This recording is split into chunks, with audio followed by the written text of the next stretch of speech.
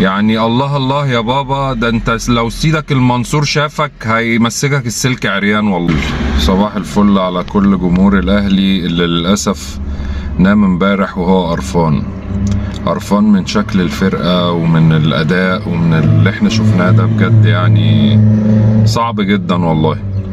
يعني بعد ماتش البنك الاهلي والاداء السيء اللي حصل فيه، يجي ماتش شبيبة القبائل نلاقي يعني اداء اسوأ كمان من ماتش شبيبة القبائل.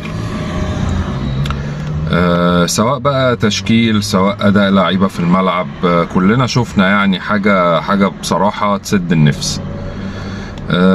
نيجي بقى للنجم اللقاء. عايز اتكلم على نجم الماتش، كابتن كوكا.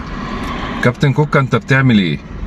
يعني بجد والله انا عايز افهم يسترب مقتنع بايه في كوكا عشان يلعب اساسي دايما، وانت عندك 2 باكات شمال، منهم لعيب دولي مغربي دولي، ومنهم لعيب احنا جبناه ومعرفش جبناه ليه. لما احنا مش مقتنعين بيه انتوا جبتوه ليه؟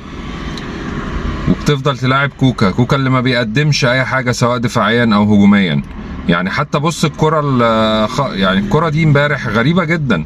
انت الكرة خابطة فيك وبتحجز عليها لحد ما طلعت اوت ومعترض ان هي اتحسبت عليك. طب ما هي خابطة فيك اصلا. يعني دي بقى ملهاش دعوة بأداء مركز ولا اي نيلة. يعني انت بتعمل ايه؟ يعني انت فاهم انت بتعمل ايه في الملعب اصلا؟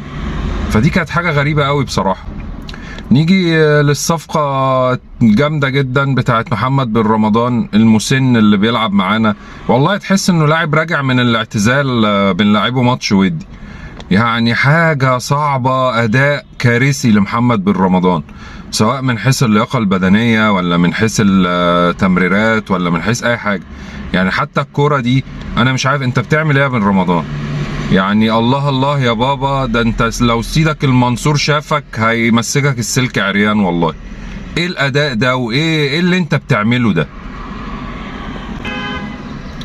ولو هنتكلم على خط الدفاع حدث ولا حرج. يعني خط الدفاع بتاع الاهلي بقى اي فرقة واقل فرقة بتروح تعمل عليك هجمات خطر بالخمس والست هجمات في الشوط الواحد، وانت جايب متعاقد مع مدافعين. فين هم من التشكيل؟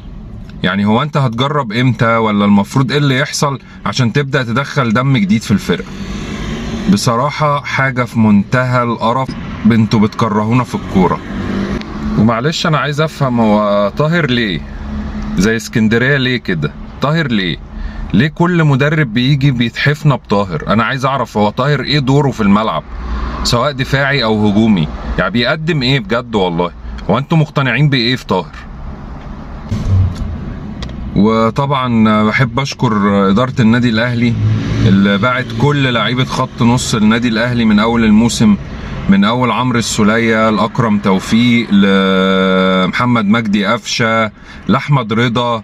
كل اللعيبه اللي انت بعتها وما جبتش بدلها لعيب خط نص واحد بديل. يعني احنا بنلعب دلوقتي بمروان عطيه وبن رمضان وديانج. ديانج كده كده هيسيبك وماشي في اخر الموسم وانت مش عارف تجدد له اصلا. تمام؟ انت دلوقتي بقى لو واحد من الثلاثه دول اتصاب، انت عندك مين تلعب بيه في خط النص؟ انت ما عندكش حد بصراحه. يعني انا مش عارف انتوا بتفكروا ازاي. وربنا يستر على بقيه الموسم، لان الموسم من بدايته وهو شكله موسم كارثي اصلا. فربنا يستر على بقيه الموسم ده، لان احنا هنعاني كتير. وطبعا ما اقدرش احفظك، ربنا يحفظك يا ابني. مصطفى شوبير هو ده الحارس يا جماعه، هو ده الحارس اللي احنا عايزينه في الاهلي. هي الماتشات بتاعت امبارح دي اللي الحراس بتنقذك فيها.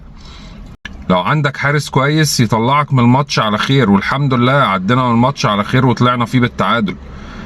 لما يبقى عندك حارس كويس هو ده اللي احنا مستنيينه. قمة الظلم انك ترجع تلعب الشناوي الماتش الجاي، والله هتبقى قمة الظلم الواحد زي مصطفى شوبير. فاتقوا الله. وشوبير ده المفروض يكمل اساسي لاخر الموسم، بعيدا بقى عن اي حاجة انتوا شايفينها، لان انتوا اللي انتوا شايفينه ده كله غلط. ده غلط ومش من مصلحة الاهلي ان الشناوي يقف تاني دلوقتي خالص. والسلام عليكم.